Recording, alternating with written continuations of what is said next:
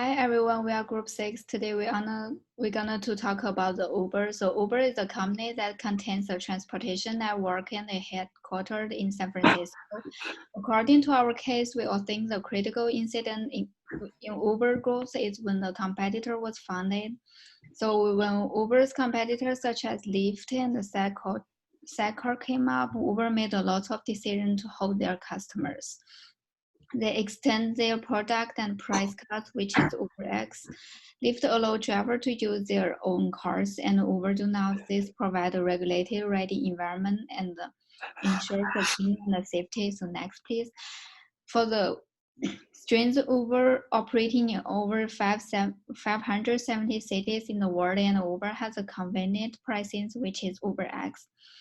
For the safety, Uber have a door rating system, so the customer and the drivers can feel safe when they see the grades. Also, Uber have a little competitor except for Lyft, and already is a well-recognized premium brand in the world. For user, Uber also have a simple, user-friendly mobile app, and it has a free cashless payment system.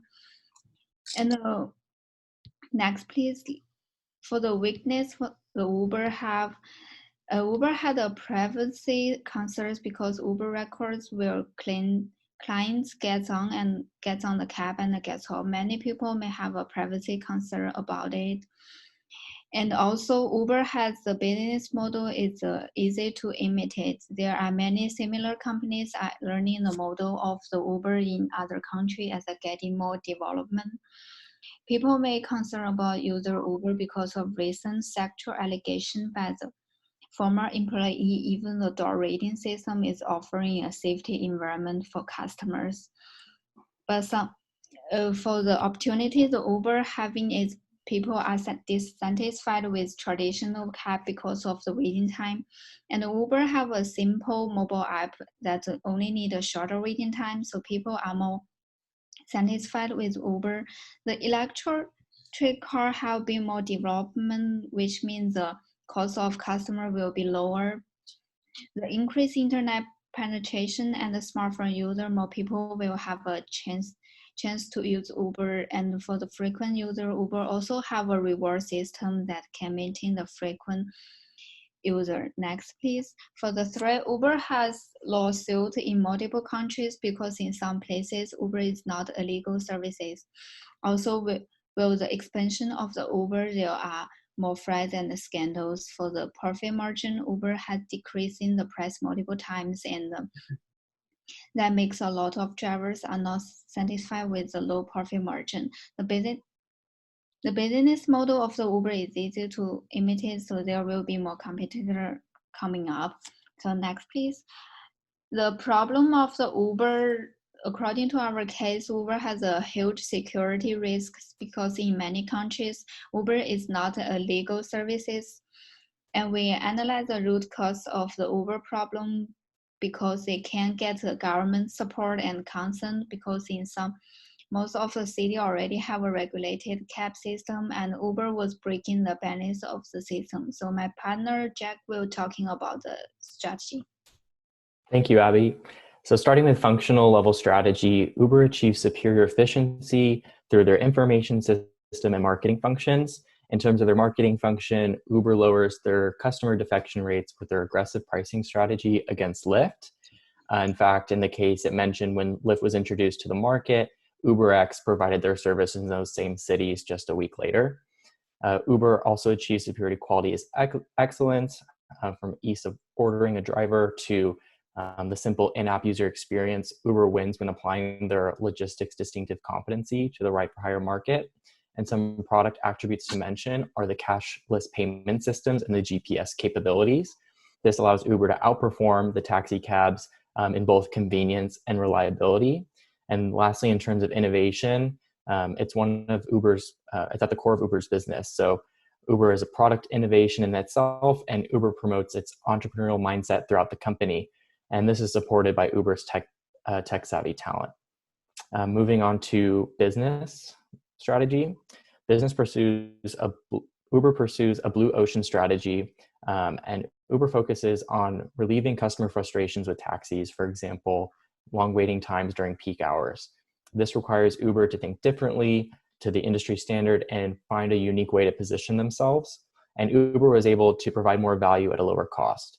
For example, introducing a surge pricing method in place of a fixed pricing method.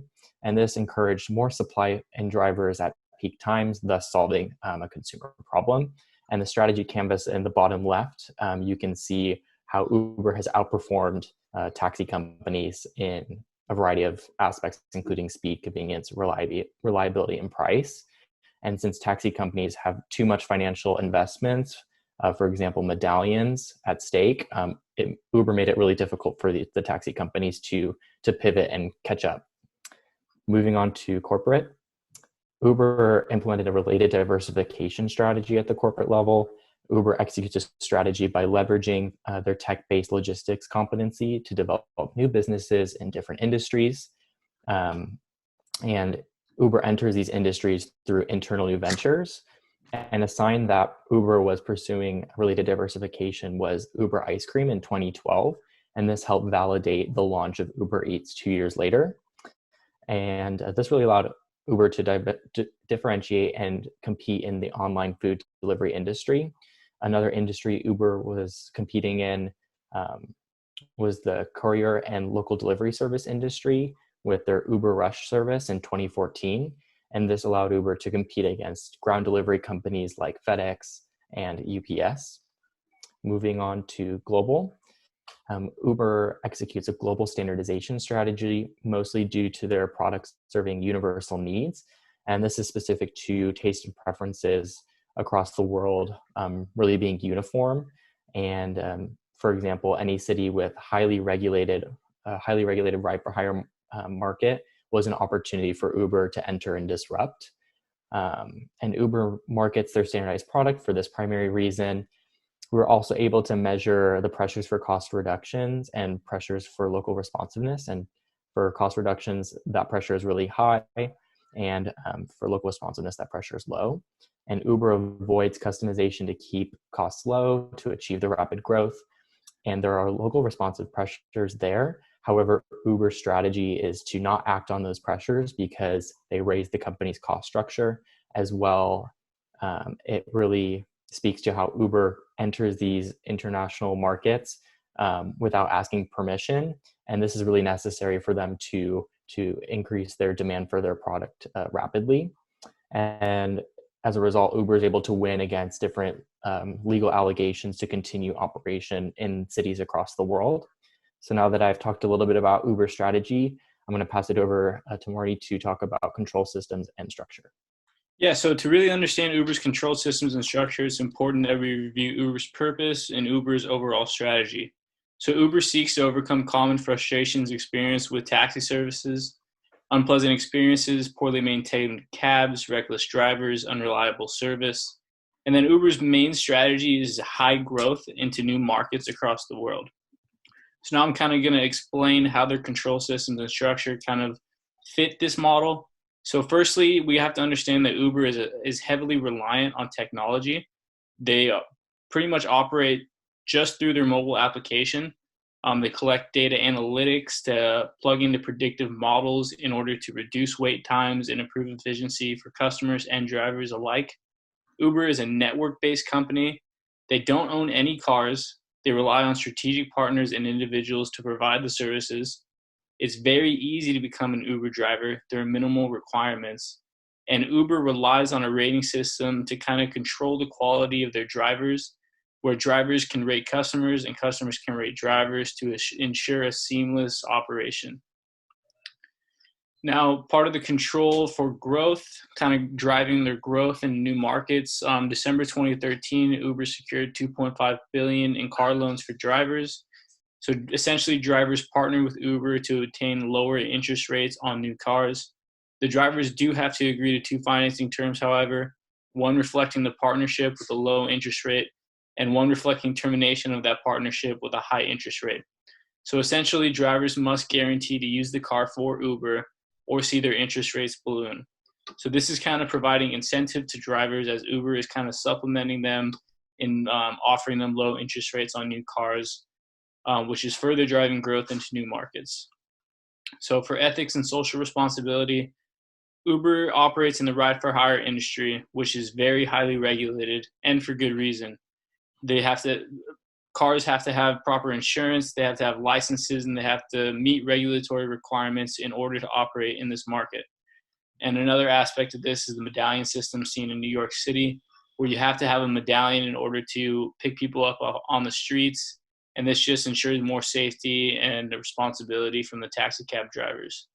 So the big problem with Uber is that they entered these markets without adhering to regulations. There have been multiple allegations in cities like San Francisco, New York, Washington, D.C., Seattle, London, Paris, and Berlin on the legality of Uber since they don't adhere to any regulations.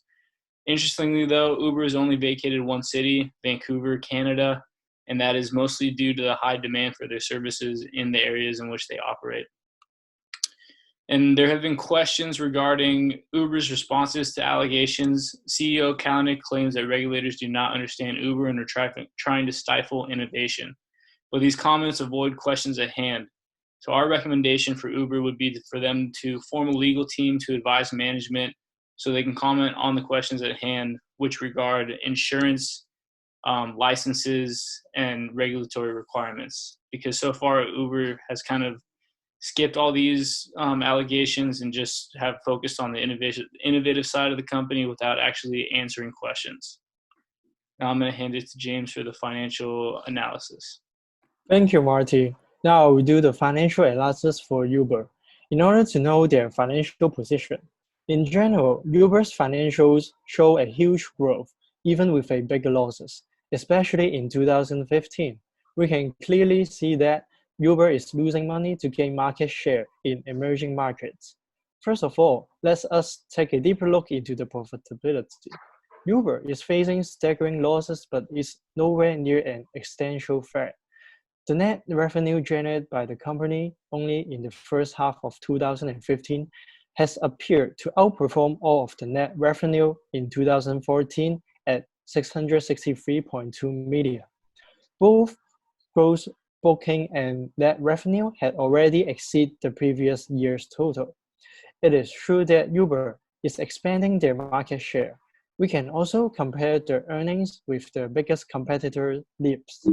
Lyft had only gained 46.7 million revenue in the first of 2015, which is far lower than Uber's revenue. Next, after looking at the revenue generated, here comes the loss analysis.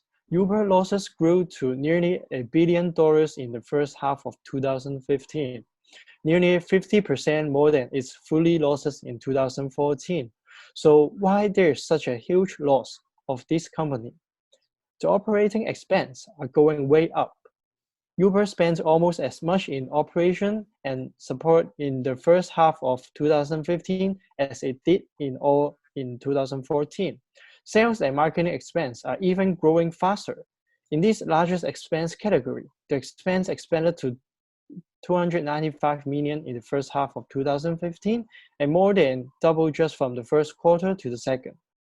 Lastly, the research and development costs also increased 44% from 2014 to the first half of 2015. These reasons caused a huge increase in total operating expense. In addition, stock-based compensation also a large expense for Uber. As a result, Uber suffers from an increasing loss and remain unprofitable. However, Uber has maintained a great positive cash flow by financing activities. Next, despite the market in developing countries like China and India, dozens of cities in the developed world are already said to be cash flow positive by Uber. Uber's developed world operations include the US, Japan, Australia, Israel, and Europe. The company believes that they could be profitable overall in its developed country market starting this year. On the other hand, we can see that Uber's cash mainly come from the financing activities as we look into the cash flow statement. For example, Uber raised an additional 1.2 billion in financing from a hedge fund and wealthy private investor in December 2014, and also raising some money from convertible debt in 2015. These financing activities had provided Uber adequate cash to sustain and expand their business. There are also several problems in Uber's financial position. Next, but that can be improved. First of all, as mentioned in the next slides, the operating costs are going way up recently. It was mainly due to the increase in sales and marketing expense. If Uber can maximize their economies of scale with an advantage of the company in global scale, they can use resources efficiently and save some expenses. Secondly, there is a large amount of cash and cash equivalents at the end of this period. Using the large amount of funds raised appropriately is the key to success. For example, Uber could spend money in autonomous vehicle technology and could possibly spend upend its core ride-hailing service. So investing into a future technology could bring a profit for Uber. Lastly, Uber rising losses is also due to the expansion in developing countries like China and India. Although the business model in developed countries may generate profits soon, it may be difficult to apply in elsewhere. Therefore, Uber should develop a different business model in their new markets in order to generate a positive cash flow in the future. Next, we will talk about more recommendations and executions. Thank you, James. Based on a thorough SWOT analysis of the company, we offer the following recommendations that will help to mitigate the company's problems and weaknesses and exploit more opportunities based on their strengths. Number one being Uber should create an ethic advisory board and legal committee that addresses sensitive issues such as privacy and safety concerns, also lawsuits and scandals. Our number two recommendation for better wages for the drivers includes minimum wage policy and dynamic pricing strategy. Many Uber drivers around the country file lawsuit against the company over the poor approach of the drivers' earning and proposed minimum wage policy. And dynamic pricing strategy, we want Uber to continue the strategy. Its higher demand and higher price policy has proven to be beneficial to its drivers and industry, in which drivers can earn a substantial amount at night time and during a bad weather and holiday nights. Our number third recommendation would be to utilize digitalization and product extension, just like the launch of Uber Eats in 2014. And our last recommendation would be the rapid growth and expansion strategy, because Uber operates on a low operational cost and has access to more cities in the communicated network. Uber has become a well-organized premium brand in the world because there's no fixed infrastructure or investment in place. The company continues to expand at a fast pace. Next slide, please. As far as the buy and no buy decision is concerned, we are going with a no buy decision based on the following reasoning. First being the financial perspective, because it's very hard to predict whether the private valuation of Uber is reasonable or how big the company could become ultimately and how profitable would it be. Since Uber is a private company and its financial remains a closely guarded secret, it's very hard to make a decision without having financial information on your hand to predict a company probability.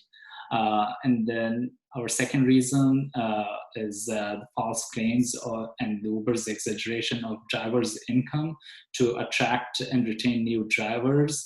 Uber claims that drivers working 40 hours would make $91,000 in New York and $74,000 in San Francisco.